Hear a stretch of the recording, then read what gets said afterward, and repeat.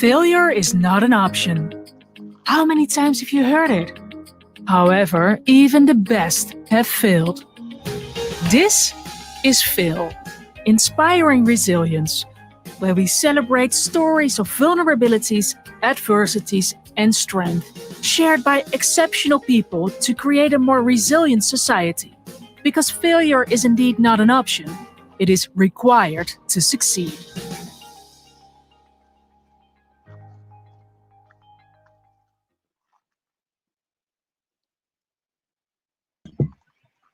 Hello, everybody. Welcome to another episode of Fail, Inspiring Resilience, Together at Home. My name is Jurgis. And my name is Richard, and this is Fail. So I'm going to begin by telling you a bit about what Fail is.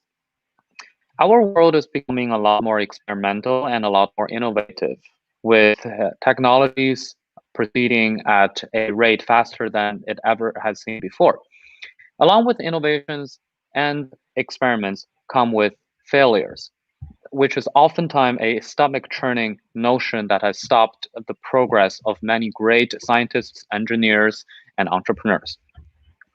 There's so much stigma around failure that it has caused so much fear against it that in a way that hampers our mental health, causing depression and anxiety.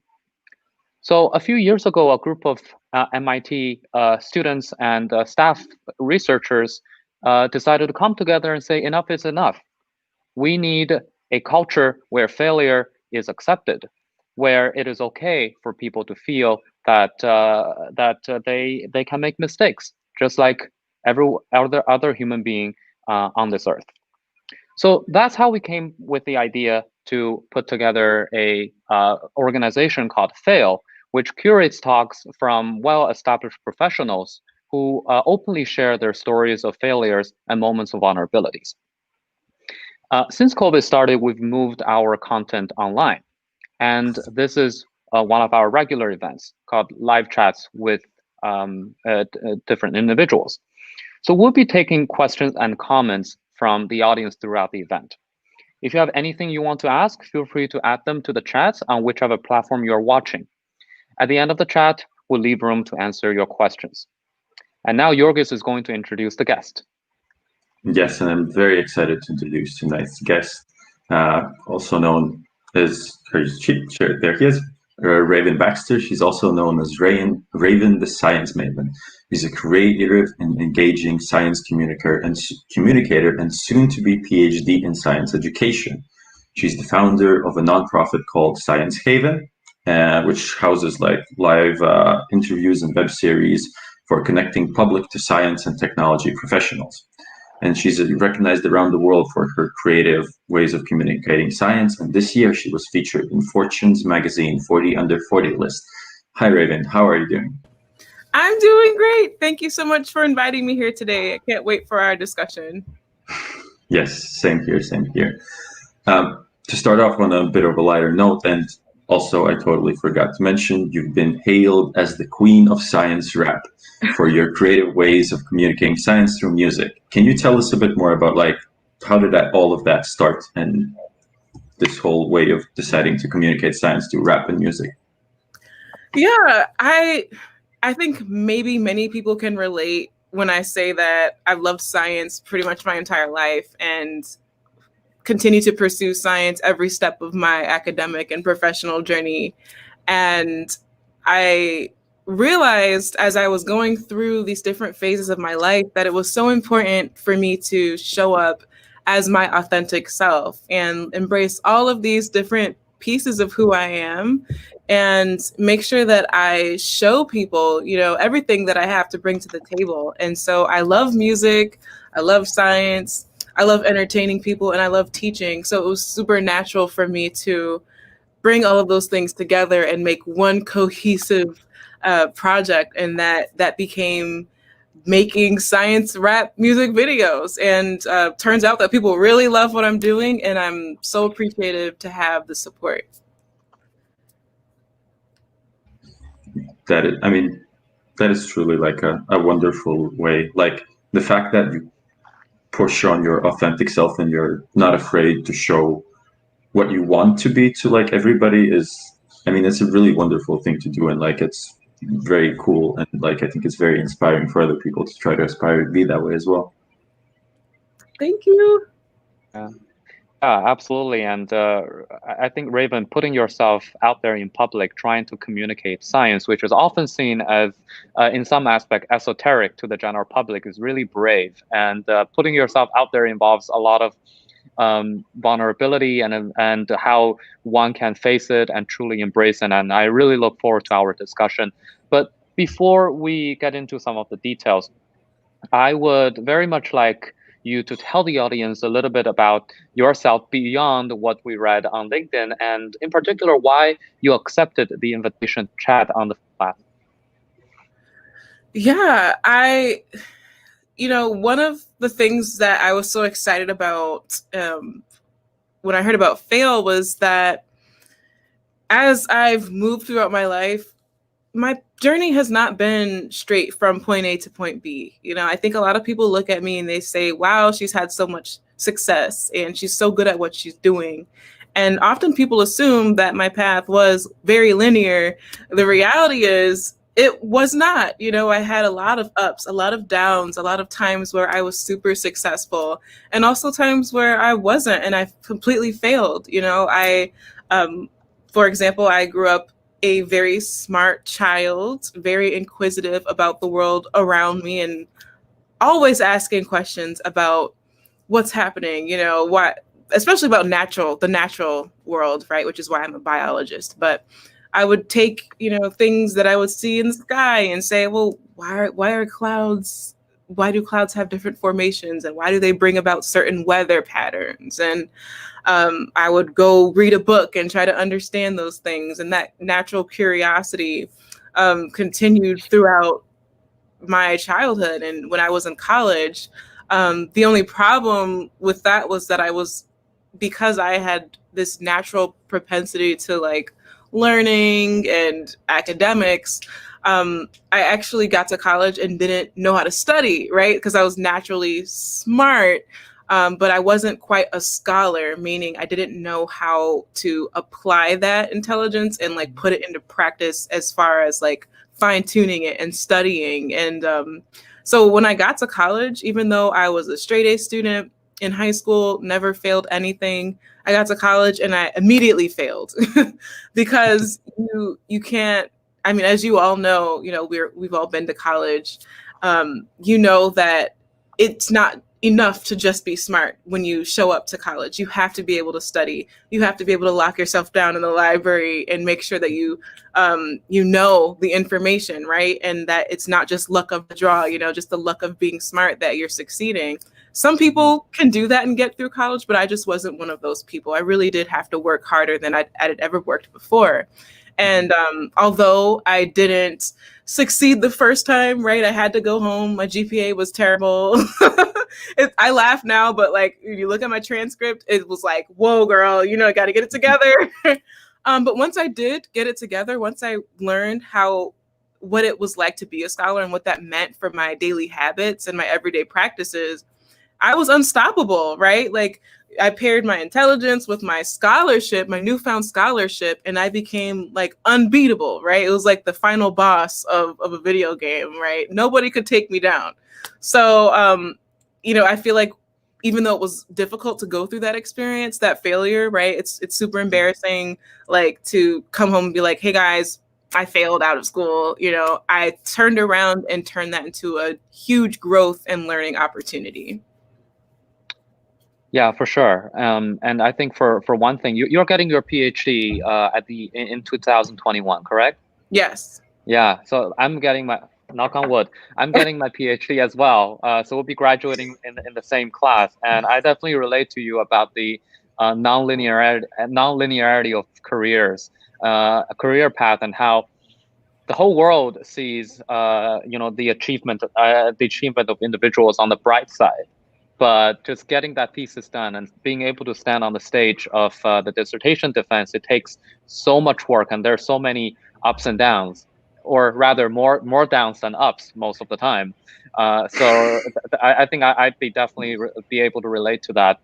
And you mentioned a very fascinating point, and that's something that we discuss here a lot at Fail, and that is, going through the period of roughness where all you see every day around you are failures. You are, as you are adjusting, say, in a new environment or adjusting a new mode of study. So it's a tough period. You came out from the other end feeling stronger and feeling more empowered, but in that moment, it must have felt tough and have felt unbearable even from time to time. So curious to know how you sustained yourself through the down times when you don't see the light at the end of the tunnel, if that makes sense.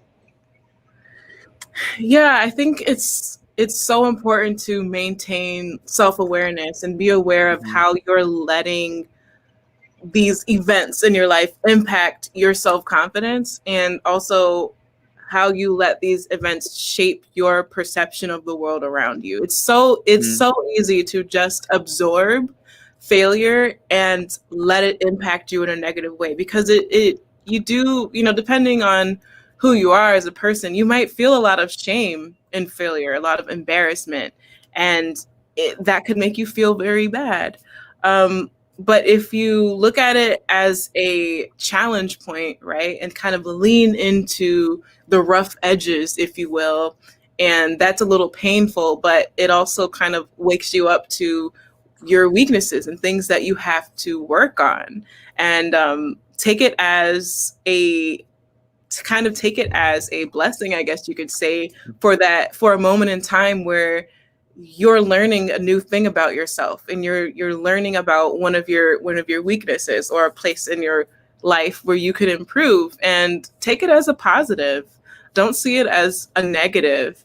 I get kind of excited when I start to realize that I'm failing at something, because it means that I have an opportunity to revisit whatever's going on and rework it so that it might work in my favor the next time I try. And so yeah, I think that's definitely how I get through it. I think Jorgis is speaking, but he's muted. Of course, that happened. Yeah. How could we have a fail chat without some minor failures? I was saying how I think that's a very beautiful mindset to have, to come across failures as opportunities to learn, because that's exactly what it is. Like we try to push this message of how failures are important for the learning of process, and like sometimes it's just as important to fail in some degree as it's to succeed, to both to learn and to truly appreciate what is coming and whatnot. And yeah, and like, so you being in the STEM field, and what you also like do talk about a lot is this sort of prototype of how does a scientist look like, and how does a typical scientist look like in specifically the Western world and whatnot. And I think there's like a certain aspect how people imagine it. And has your work experience come across sort of like come across this this stereotype and whatnot? I mean, yeah. Yeah, I feel like although failing out of college can be seen as a negative point, it was a huge growth opportunity for me, and I flipped it into a positive almost immediately.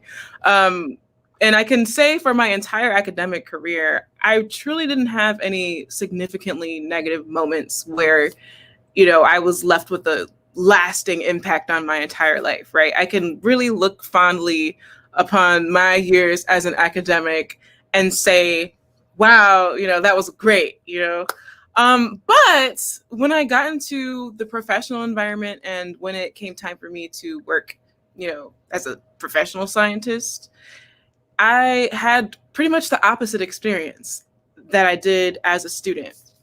And that was super shocking to me. And some of the things that were happening to me that was shocking was that people were very vocal about their biases and how they believed that I did not belong in the space that I had rightfully deserved to be in, because I'd worked just as hard as everyone else, and I earned my position in that space. And so just to know how confident and comfortable people were expressing that I did not belong there very explicitly was very, very shocking to me.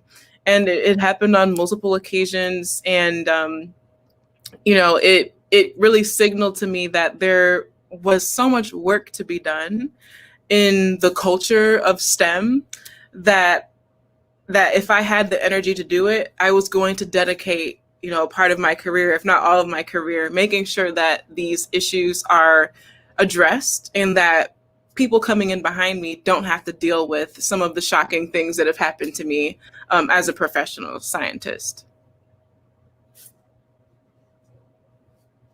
Yeah, absolutely. I think Raven, you got my respect when I that article on your first day of work. Someone called the cops on you. I think it was just shocking, some of the systemic failures that your article exposes, and that certainly we've read all over the news. It's one thing for individuals to fail out of college or fail an exam, but when the whole system goes against you in an imperfect or in a failed fashion, then that's a much longer conversation that we need to have. So STEM inclusion and that diversity, and those are the constant topics that we are talking about here at Fail.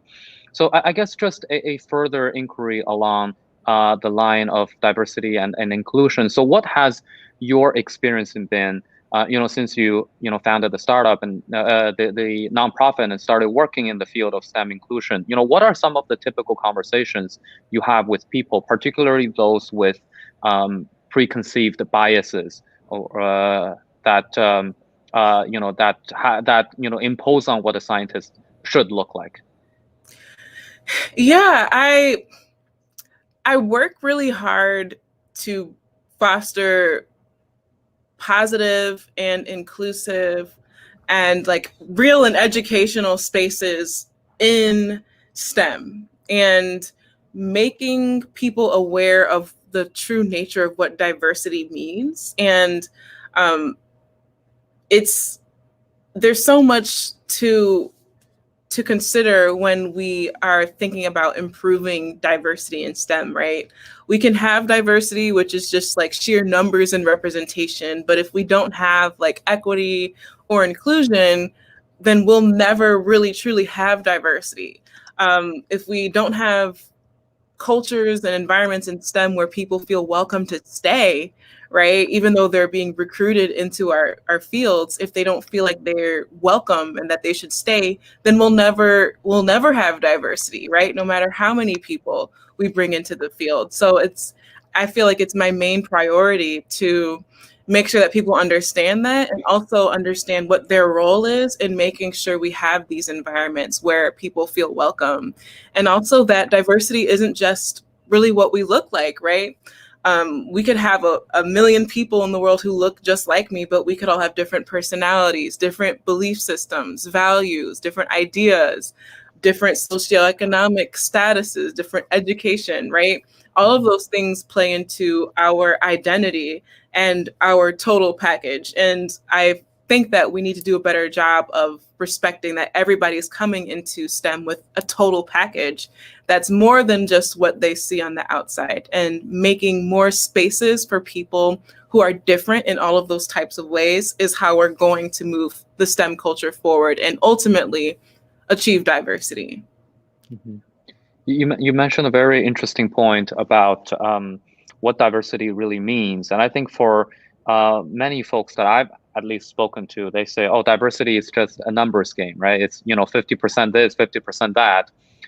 In a way, that's a quantitative metric of how many Blacks versus white versus Asians are there in the workforce, is a shallow but one of the few ways to measure quantitatively, but at the end of the day, it's a very shallow measurement, because diversity, creating a diverse and a safe workspace is more than just the number of headcounts. It's, you know, making sure that people feel comfortable, you know, being in that environment, and being able to express whoever they want to be, being able to express the identity and be whoever they want to be.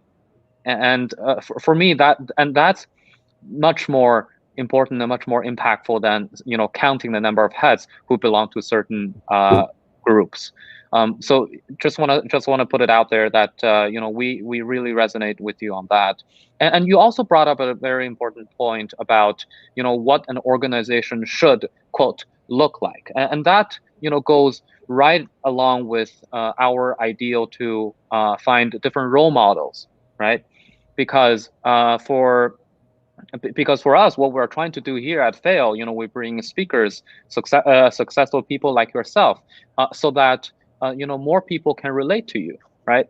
So I would very much like to get your thoughts on the idea of role modeling, and how you know, you have seen that played out in the organizations or initiatives that you've spearheaded.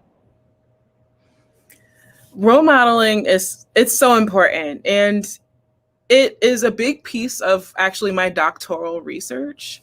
The data that I'm pulling from my research is showing that for adults who didn't choose STEM careers, they feel like if they would have had more representation in their younger years, that they would have perhaps pursued a STEM career, right? Or at least tried to pursue a STEM career. And that's very important when we look at the gaps in representation that we're seeing just sheerly in the numbers. And then you look at also, you know, we look at representation in STEM careers, but then also compare it to representation like in the media of different types of scientists. We can see a clear connection between who's represented, who's being shown as a scientist to our people, who is a visual role model to the public, and who are we seeing in STEM careers. Like those numbers are very consistently proportional. So I think that as we, particularly I'm speaking on the media, like as we increase the diversity of media representation of people in STEM, and producing better public images of what a scientist looks like, we will be able to see a little bit of improvement. You know, there's so many factors in what we need to do to improve this representation gap in STEM careers, but having role models is a significant piece of it, and we can all do something to improve it. Yeah, I couldn't agree more with the fact that, I mean, exactly as you say, that having positive role models and having reinforcement for what you want to be in for potential opportunities just like helps immensely down the way. And then part of it goes together with what you said also before about like your authentic self. And like if you want to be like a successful role model, you need to show yourself in the way that you want to be seen, and in a way that you feel comfortable and whatnot.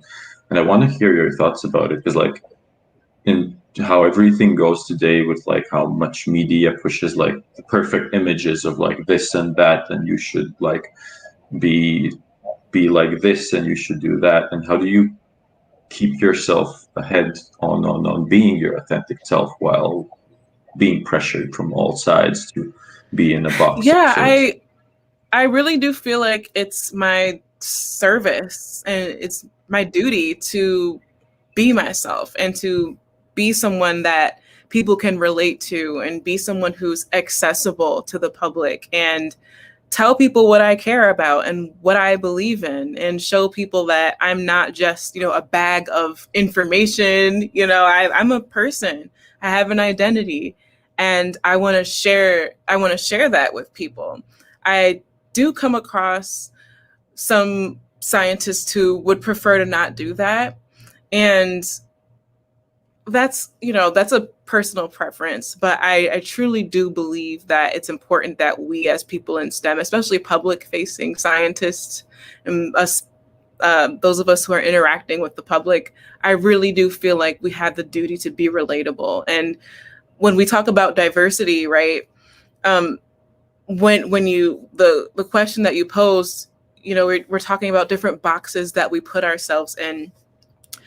Again, like, it's, even if I'm present, right, a Black woman, and let's say, we have people from all different types of genders and ethnicities present, if we're all talking the same way, acting the same way, and communicating the same way, then the messages are going to be the same. There's not going to be any diversity in what's being said and how it's being said. So even if you have a bunch of people who are coming from different places, if we're not embracing like our true selves in the way that we communicate and in how we naturally exist in this world, it's not going to change anything, So I think that we really should show the full spectrum of who we are so that we can reach as many people as possible.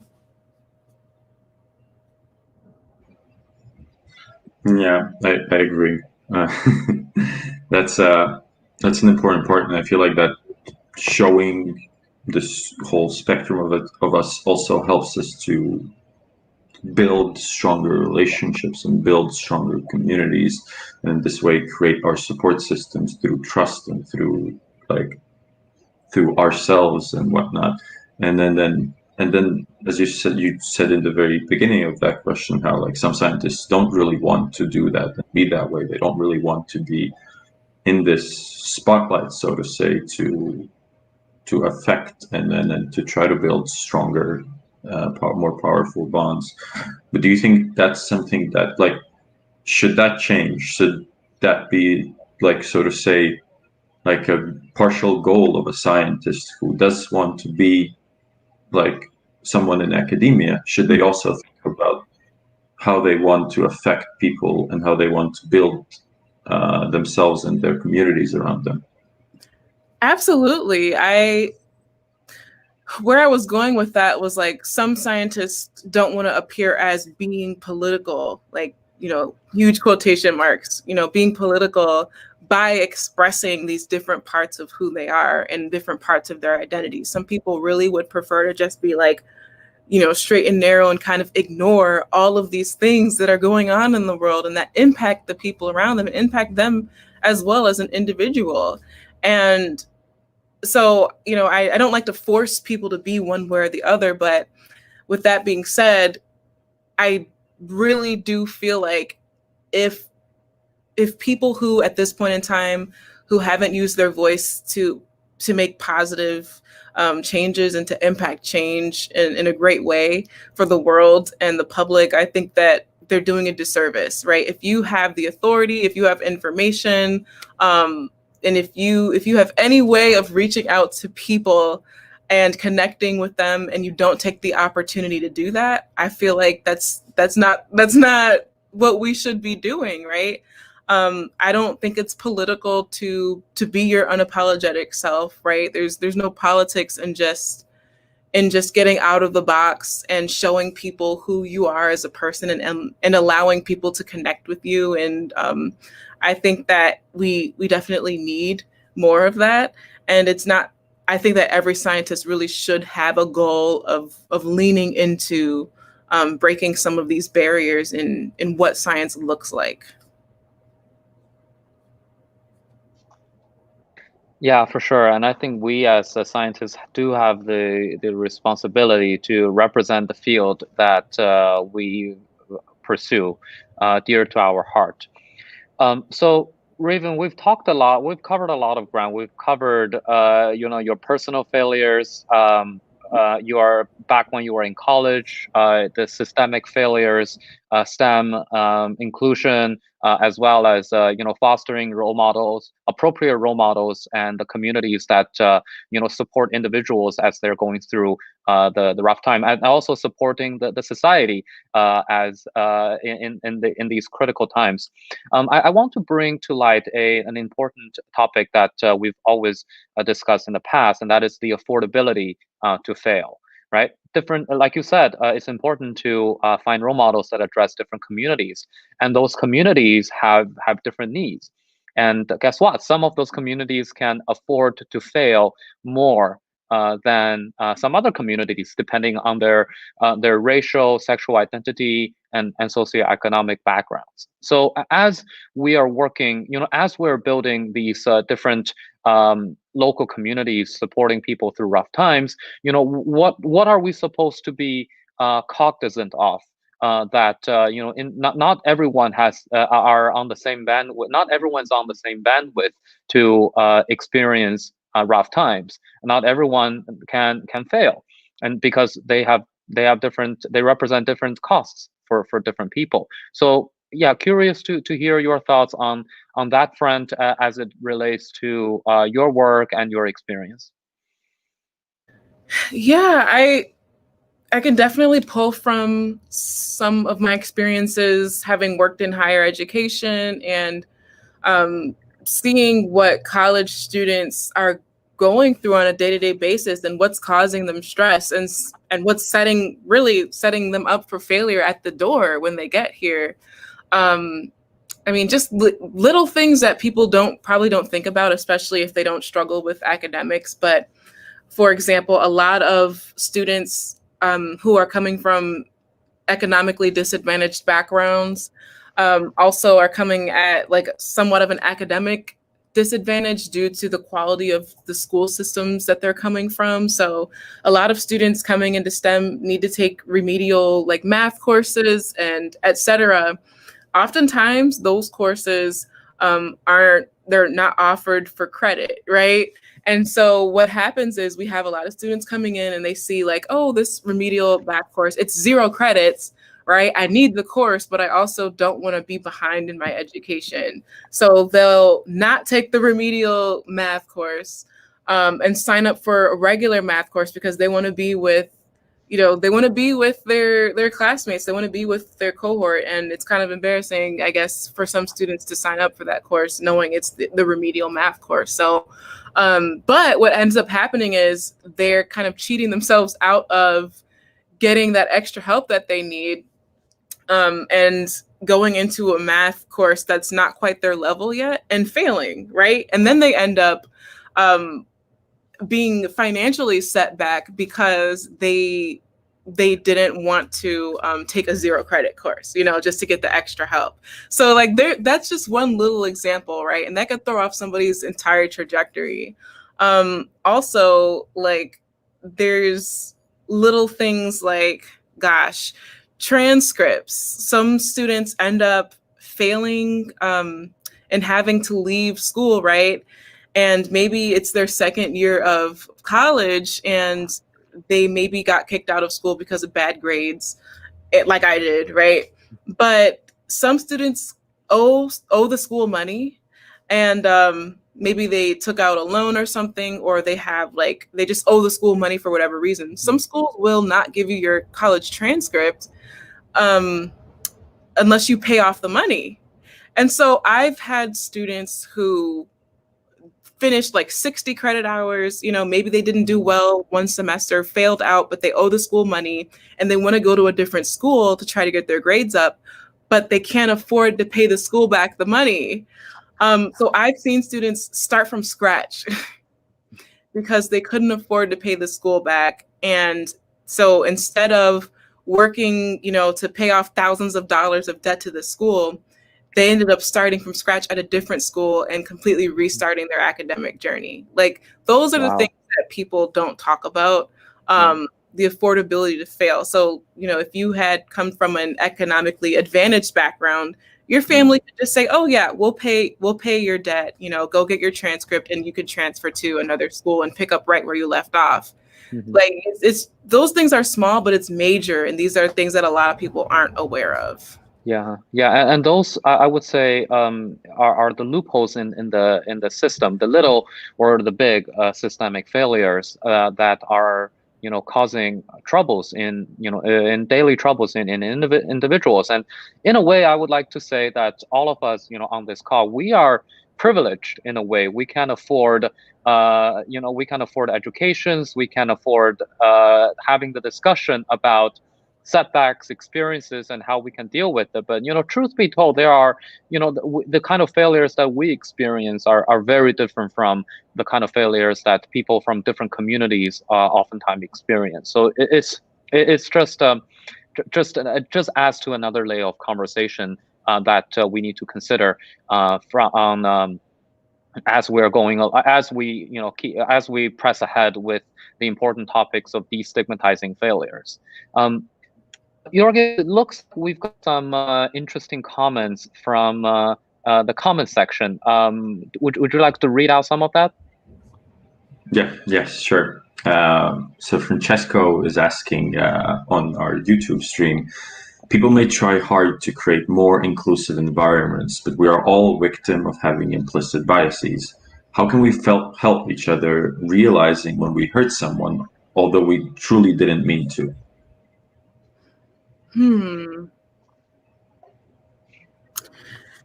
Yeah, that's a really important question. And from my experiences, I've learned that it really all comes down to learning self-awareness and being able to monitor what's being said and how you're saying it, and being aware of how that might be perceived or interpreted by the people that you're talking to, and also making sure that you are exposing yourself to as many different types of people as possible, right? Different cultures, different personalities, etc., so that you understand more about what people who don't come from your background, how they might be thinking and how they might perceive things. I can think of a million and one times where I wish that somebody was more socially aware because they said something to me that was super offensive and they didn't realize how offensive it was. And it left me feeling very hurt inside, and they didn't even know.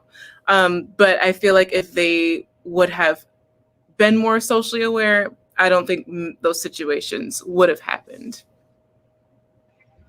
Yeah, I think it also brings up like this very important point about like that different communities experience like things on such a different perspective that like how do you even start of like you've grown up in like one specific world setting and then you go to like a completely different world, like you go to university after living somewhere and then you've brought up you're in this completely different world, and how do you become like more socially aware, like it's like if it just feels like such a tough order, like coming like if someone for instance who's been living like in like in the countryside for instance and he comes to like a big city, it's practically a different planet, like and it's very important to like look at and to try to see these different perspectives, but like is there like how do you do that? It's just yeah. I don't think there's really a recipe for it. I think that it's first, to go along with the theme of this talk, it's okay to get it wrong sometimes. I think that if you have the best intentions behind it, and if you know in your heart, like, I'm really trying to connect with this person, and I want to learn more about this person, and everything I say might not be right, but I'm thinking really hard, I'm working really hard to not say anything that's like really crazy, and I think that being mindful goes a long way. Being willing to share parts of yourself that, like any part of yourself, even parts of yourself that you don't think is important, that is important, right? Just being vulnerable, being open and mindful while you're having these conversations, and putting yourself in places that you wouldn't normally show up, it is good. And also, maybe even the most important thing is being teachable, right? And understanding that maybe when you get things wrong, there's going to be people who are like, hey, I didn't really like what you did there. And hopefully they'll offer some solutions, and you take those solutions or suggestions and say like, okay, great. Like I learned something, right? You grow that way. And I think we're in a time and place in society now where a lot of people are playing catch up and really trying to figure this out. Ideally, moving forward, we would have a world where kids were learning this, you know, from the start, and where we didn't have to pick up these skills as an adult, and that we were really instilling this in all of the children in the world, how to have social awareness and cultural awareness. But we're not there yet, but we're gonna get there. Yeah, and you know, personally speaking, I wasn't born, you know, being aware of the subtleties of the different communities. You know, I've and quite frankly, in the past, I've said things or done things that that have been hurtful to people from different backgrounds than me, and you know, failure has a cost, right? Failure is to be self-aware, failure to be considerate has a cost, and the cost is, you know, it might be a loss of a friendship, or just a bad impression or a bad feeling that you caused on other people. But you know, personally, I'm coachable. I'm very open to you know, having conversations, and one of the reasons we created Fail is exactly to have these types of safe space discussions where people can openly admit their biases, create an atmosphere in which they feel okay to fail, and okay to express their opinions while listening to the perspectives of the others. Yeah, and we've got another comment from the chat. It's Luca from YouTube. He said, "Sure, it would be useful to show our true selves, but do you think there's also I guess do you think there's a need to educate people about diversity, right? About diversity, and if so, how do we start? What would be the best way to do so?" I think that yes, absolutely, we need to teach people about diversity for sure. And going back to what I said earlier, making sure that people understand what exactly diversity is and how we really do need to strive past diversity and make sure that we are achieving equity and inclusion so that we can form a sense of belonging for people.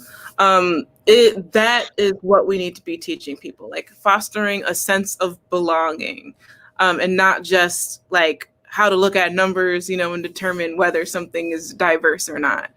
And I think how do we start? Again, just by teaching people how to be open, vulnerable, teachable, and getting uncomfortable, right? I feel like learning how to support diversity really is about people getting out of their comfort zones and getting into places where they've never really been or looked before, and kind of broadening that mindset and worldview. Yeah, and I think pushing people getting out of the comfort zone is by definition a very uncomfortable move, and it's something that, you know, a lot of people in the world don't want to do.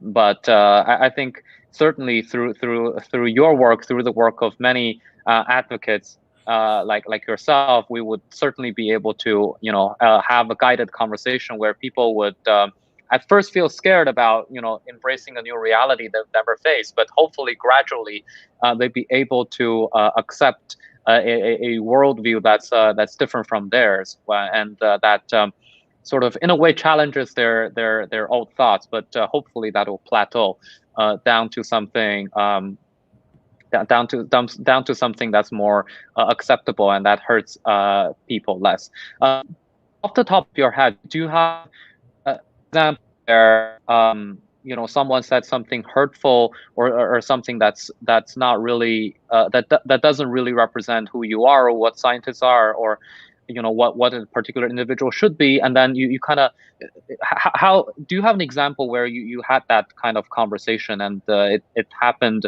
in a smooth and gradual way? Oh, that's a really that's a good question. Yeah. Because there are it makes me think about all the times where those moments didn't go smoothly, right? And it's definitely a two-way street, when somebody isn't socially aware enough to not say harmful things, and then when the person on the receiving end isn't really socially aware enough to look at the big picture and take a step back and try to not react emotionally, right? It's like a two-way street. Takes a lot of self-awareness and social awareness to get to that point where you can have like a calm conversation, I think. But maybe one of the times that it did work really well was when I was participating in like an online challenge. I think at the beginning of the pandemic, when people were in their houses, on lockdown, we had to find creative ways to engage with our friends online. So there was this challenge that was about challenging the stereotype of a scientist. And we made a video, me and I was, long story short, I provided the music for the video. I make science music, and they use this music to serve as a background for images of Black women who were transforming themselves from like very laid back pajamas, basically like a fresh, I just woke up, frazzled look, to images of women who were confident, they were all done up. They decided to put on like cute dresses and cute outfits, but while they were in the cute dresses and the cute outfits, they had a textbook or something related to their field. And the message behind it was like, I can be a glam scientist, right? That was the point of the video, was just to break another stereotype of what scientists look like, and that we're not, nerdy looking people all of the time in the lab, X, Y, and Z, and that, we have these different sides of us. And so in the comments of the video, there were largely messages of support, but a couple of the comments were about how they felt like we were sexualizing women just by appearing confident. And it was really disappointing, because there are, again, people who think that if you're a scientist and you present yourself any way other than, very straight-laced, straightforward, pretty boring, like if you're doing anything but that, then it's a disgrace to science and like you're doing something terrible. And I had to kind of address this person and say, all what you're doing is projecting your biases on us, right? Like, we are trying to make something that is inspirational, and it has inspired people, to think about scientists in a different light. But you just came into the conversation with this bias. And like, I had to make them self-aware that what they thought was a part of their bias. I didn't tell them that they were right, that they were wrong, but I wanted them to understand that they just walked into a conversation that was not about sexualization and made that an issue. And once I kind of walked them through, like, hey, this is your thought process, this is how you showed up into the space, they're like, oh wow, I don't think I should have been thinking that way. I'm going to try to be more self-aware next time. And so that's one example, but I think it was a very powerful exercise for me personally, because I really had to set aside how I felt and look at the logic of the situation and think of a solution, right? Because in those moments, it's so easy to think who's going to win this fight or this conversation, and who's going to lose, when you can flip it into a positive and say, I'm going to help this person become more self-aware, and help them, think about how their biases are impacting how they're communicating and viewing the world around them. Yeah, I would say that's like I was thinking about while you were saying that, how what do you do exactly in those situations when like people twist messages to fit their narrative, or not their narrative, or some narrative, and then they put like these labels and their standards, and they like, with saying that they're essentially projecting more of the like traditional science image, and it's I think it's super hard to do that, to try to calm yourself down in that moment, to have this conversation and trying to like, and it's not even about convincing anybody, it's about just trying to show like the other perspective of like how it could be, because like, and then like that's what exactly what you're trying to do, is like change the way that scientists are traditionally viewed, and then stop this gatekeeping from happening, of like a blockade of only accepting like, or only being welcome to like a specific type of people. So like big props to you for taking that conversation with the person, and then that's very cool. Thank And yeah, yeah, and then but yeah, we have more questions coming from the audience, and I will most definitely butcher this name, so I'll say only the first name. It's Carice Flerida Pasaya. I'm terribly sorry for that pronunciation. But they're saying, "Hi Raven, I'm curious about whether you looked at different regions of the world with lower rates of anti-vaxxers, and what information can you glean that their media is influencing that attitude?" That's a great question. I have not looked into that information specifically, but what a fascinating study that would be. Yeah, exactly. Because like it's, and I think you could like tangent into like different topics as well, like seeing how what are the perceptions of like different views across the different parts of the world and whatnot, and seeing if there is, if maybe media is propagating part of the problem as well. And but yeah, and then she asked another question, and also about media, and what other factors aside from media representation of science affect the population's view of science and technology?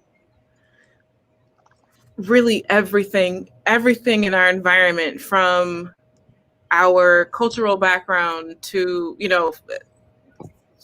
cultural background being like science, the actual nature of science is different in various cultures, right? The nature of science for indigenous communities might be different from Eastern culture versus Western culture, etc. And all of the micro cultures within, these broader spectrums of culture. How you were taught in school impacts that. Your religion impacts that. Where you were raised geographically impacts your view of science and technology. And that there are a lot of studies that are looking into this.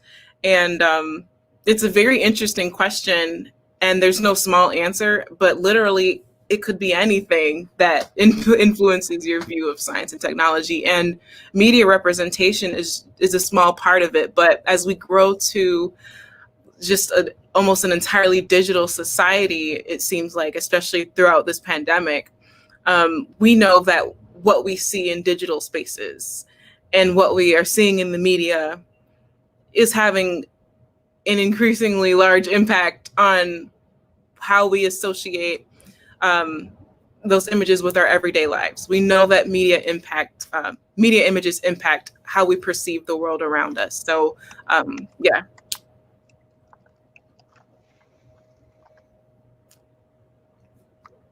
Yeah, absolutely. I think part of these days everyone is basically running a small media company on their phone, and we all inject into we all inject from our little media company into the overall repertoire of information, and the way that we portray certain things may affect the opinions of others. So it even calls for a greater responsibility for us to propagate and the right kind of information, and to think twice before hitting that retweet button or the reshare button. So yeah, we have just about 5 minutes left, and looking at the questions, there's one interesting question from Francesco, and I'm gonna take the initiative to ask because it's also relevant to my situation. It says, Raven, graduating in 2021, COVID might still be around. So are you, or am I, preparing psychologically for virtual commencement? Can you support others who are sad about not sharing this special moment with friends in person? Yeah, I totally understand, especially me being a social person and very much a party person. I know how hard it is to not be able to share that moment with your family. I'm also thinking of all of the ways that I can pretty much accommodate for the inability to celebrate in person. And like, I'm thinking of all the fun things that I can do, like I can do a photo shoot, or in my graduation attire and with my degree and everything, or I can have a Zoom party and invite people to come, hey, here, see me in my cap and gown, etc. But I truly do feel like, well, before I say this, I'm also going to say I've graduated, three times already from high school, from college, and my master's degree. So I personally, won't be upset if I don't get to walk the stage for my doctorate, but that might be my last time graduating. So it's also bittersweet. It's my last time getting a degree. I'm so excited about the opportunities that graduating is going to bring. And it's because I'm so excited about my life after school. It's really easy for me to get excited about, just moving on to the next chapter of my life and not letting that one moment in time be such a disappointment, but just rather a celebration of, hey, what's next? Yeah, what's next? I think that's a good question for all of us to answer as we are exploring the market that, quite frankly, isn't the best in the world. But like we said, we remain. I think I was trying to talk and I was gone. Can you still hear me? Yes. Yes, okay, we can hear you again. Another failure in our broadcast. But yeah, I was saying that I hope that we get to stick together as a community as we are exploring the tumultuous times ahead of us. And what's next is also a good question to maybe wrap up our discussion today, because right after we talk with Raven today, and we'll head into Thanksgiving, and we would wish everyone a nice Thanksgiving time in a socially distant fashion. And when we come back from Thanksgiving, we will have Nick Santo again, I'm probably butchering the name.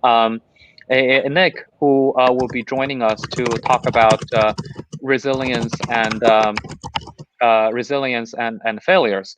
And Nick was born with Hanhart syndrome, which is a very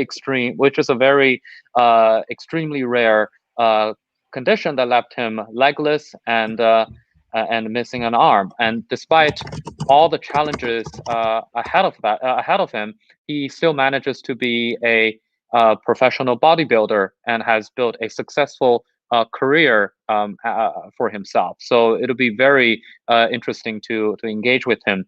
And if you would like to follow up Fail, please find us on Facebook, Instagram, and LinkedIn. Also subscribe to our podcast as we are pushing up new content as we speak, including the chat that we have today with Raven. And, so, yep. Go ahead. And yes, and before we wrap up that as well, what's next is a really good question to ask you as well. Like, what's currently, where can we find you? And I mean, from the pre-chat that we had, you talked about a lot of exciting projects that are going on with you. So like to wrap up, like a nice message of where can we find you and what's going to happen with you. Yeah, I mean, I'm all over the place. So I have a lot of exciting things that I'm working on, and hoping to do some things with television very soon, and books coming out hopefully soon. And I'm just gonna continue making music and educating the public about science in the fun and engaging way that I do it in. And you can follow me if you want to try to keep up with me and all the things that I'm doing. You can search for Raven the Science Maven on any social media site and find my profile. Beautiful. Fabulous. And I mean, Fabulous. everybody should. Yeah, And, fabulous. Thank you very much, Raven, for amazing chat. And I think all of us have enjoyed the chat with you, and I hope the audience member has been the same way. And we will see all of you maybe in a few weeks. Thank you very much for this wonderful chat. Thanks for having me. Thank you. Bye-bye.